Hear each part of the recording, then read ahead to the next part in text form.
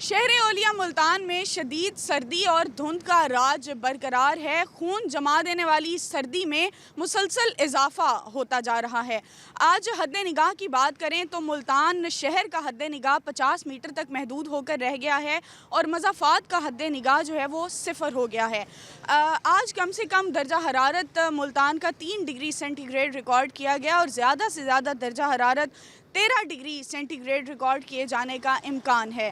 ہوا میں نمی کے تناسب کی بات کی جائے تو وہ 100% ہے اور ملتان کے ایئر کوالٹی انڈیکس کی بات کریں تو وہ 118 پر ریکارڈ کیا گیا ہے اور ملتان اسی کے ساتھ ہی فضائی آلودہ شہروں میں جو ہے 11ویں نمبر پر آ گیا ہے پاکستان میں۔